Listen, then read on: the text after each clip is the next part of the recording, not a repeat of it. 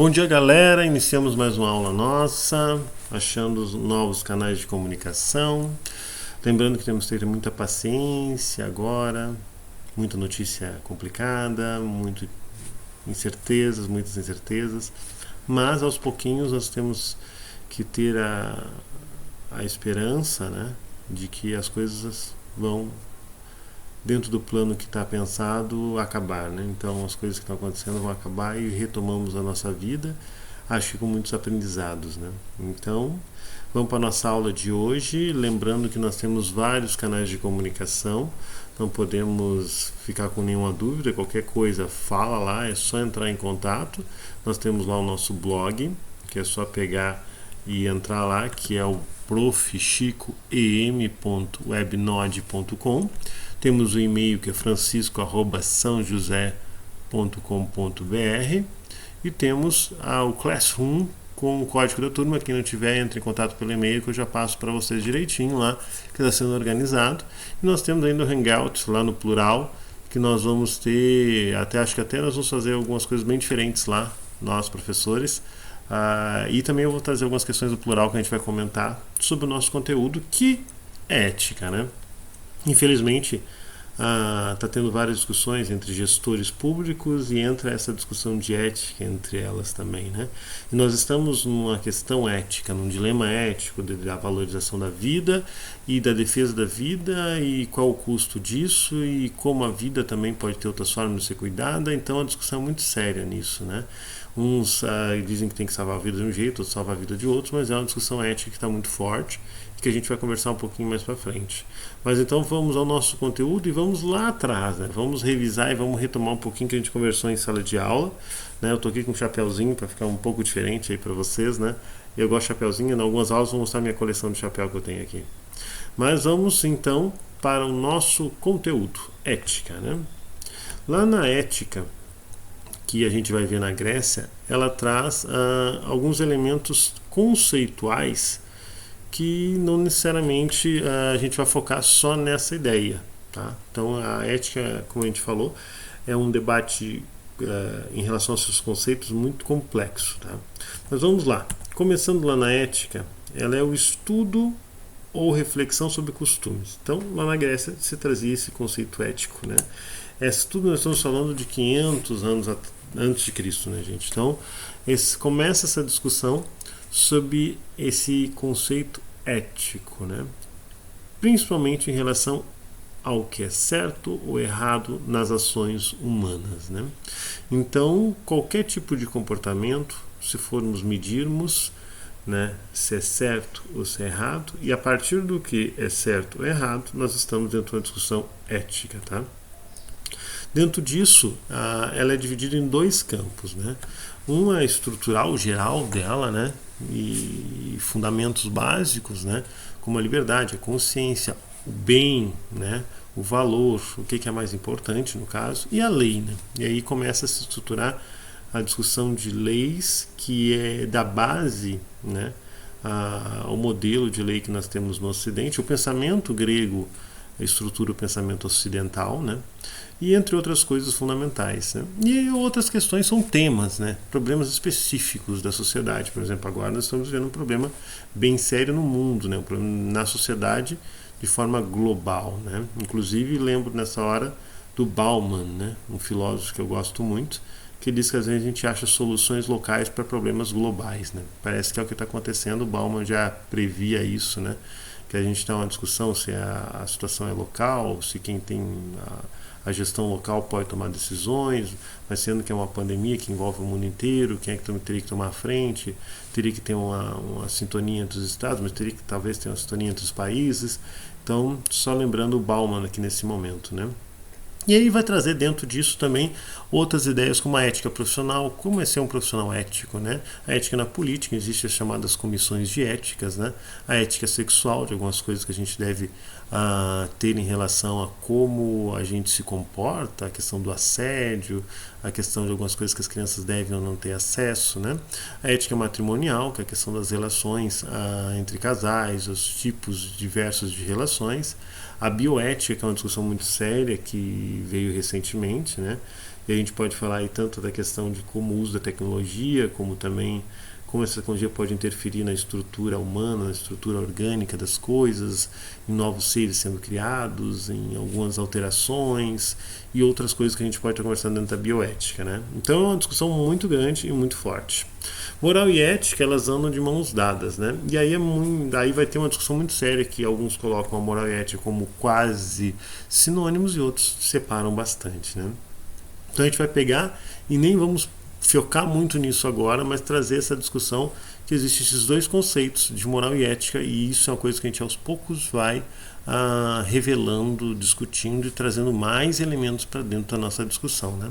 Então, a ética para alguns ela defronta com problemas de variação de costumes. Alguns trazem essa questão que o que é ético aqui pode não ser ético em outro lugar. Outros dizem que a moral ela é local e a ética ela é geral e global. Então, essa discussão a gente vai trazendo mais para frente, tá? Então, dentro disso, na Grécia, como eu falei, de 500 a 300 a.C., Sócrates e outros filósofos e outros pré-filósofos, vamos chamar assim, entre aspas, né, começaram essa discussão sobre o comportamento humano, mas fica mais forte com o Sócrates, né? Então ele traz essa discussão, não é à toa que ele é referencial dentro da filosofia, a filosofia é dividida entre antes e depois de Sócrates, né? Então ele começa essa discussão e principalmente com aqueles que ficavam na praça com ele discutindo, e ele questionava muito a luta pelo poder, a busca da verdade. Então a verdade tem que estar acima de todas as coisas, né? E aí que ele tem essa discussão muito séria com outros caras, como por exemplo os sofistas, que diziam que a verdade defendia de um ponto de vista, né? E para ele não existia uma verdade, que a gente tinha que buscá-la, e era uma verdade que ela não deveria ser subestimada e que a gente teria que estar sempre buscando a profundidade até chegar nessa verdade, né, de cada coisa.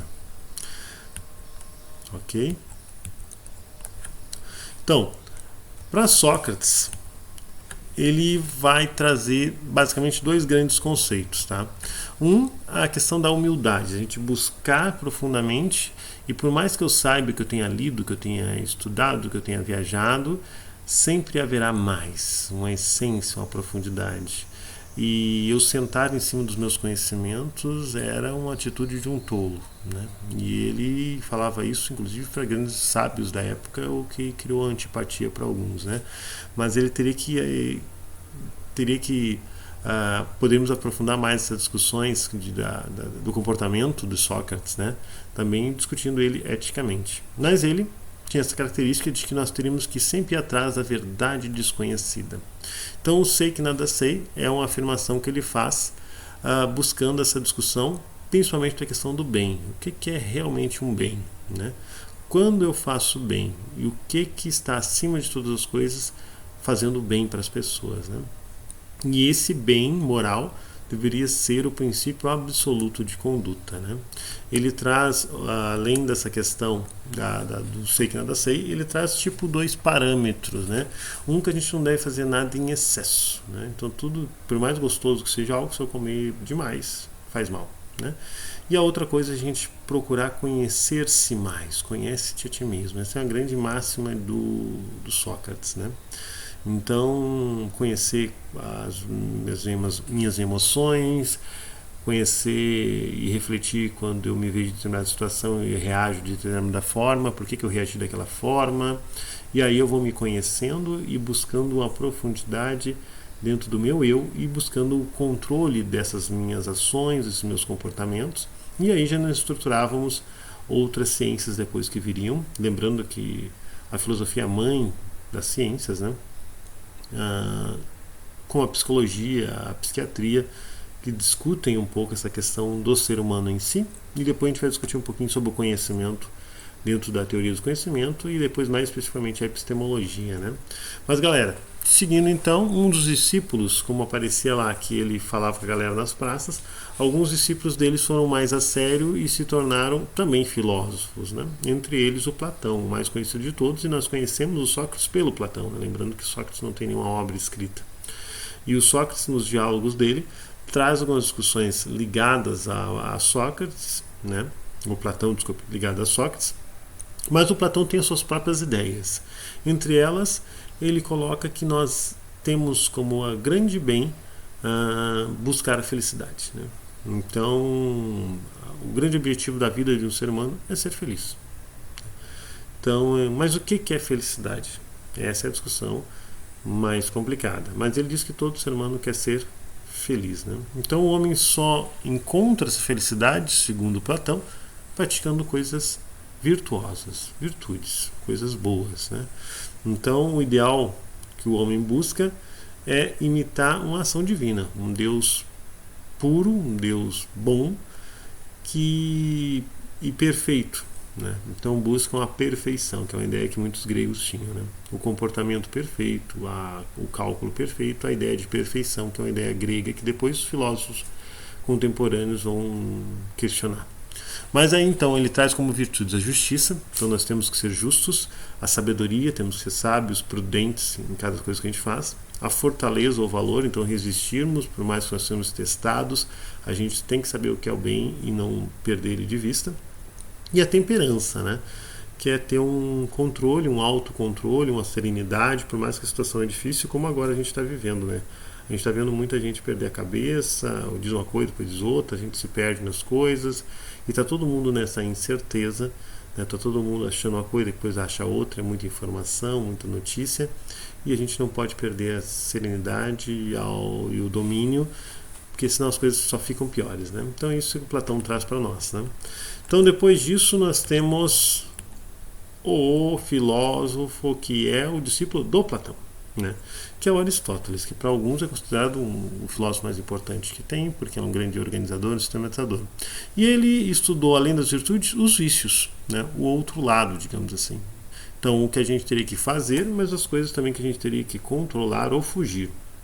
Então, ele traz a ideia de um homem que é bastante complexo, né?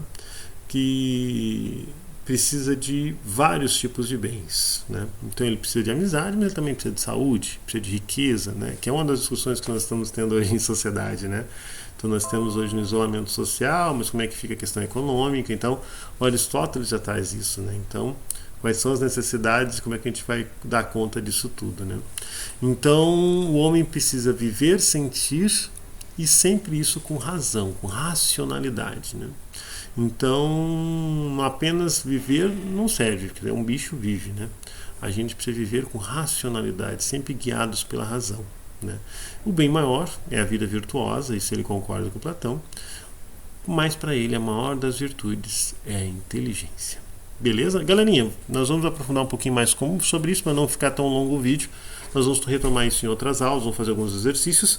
Espero que vocês tenham gostado dessa aula, né? A gente, se alguma coisa, eu estou falando meio devagar, meio rápido, falem aí nos e-mails e a gente vai trocando. Se não conseguir acessar alguma coisa, grita para nós, né? Lembrando que os canais de comunicação estão à disposição ali pra gente, é só entrar ali. Coloquei aqui de novo na tela para vocês, tá? O blogzinho nosso lá que a gente já mostrou na outra aula. O e-mail e o Classroom lá que vai ter material para vocês. Esse vídeo daqui a pouco vai estar lá no Classroom, belezinha? Se não conseguir acessar, acessa no blog, e se der qualquer problema lá, porque às vezes dá uns problemas lá no YouTube, de link, de coisa assim do tipo, grita pra gente, tá? Então, fica aí o meu abraço para vocês, muita força, muita sabiência, muita sabedoria, muito equilíbrio, né? E vamos aos poucos nos achando. Um abraço a todos, muita saudade de vocês, louco para que a coisa volte ao normal, mas não podemos desistir e principalmente vamos aproveitar para fazer outras coisas que a gente às vezes não tem tempo para fazer e que agora, infelizmente, com essa situação, mas que a gente pode transformar às vezes uma coisa ruim numa coisa boa. Um abração a todos, até a próxima aula.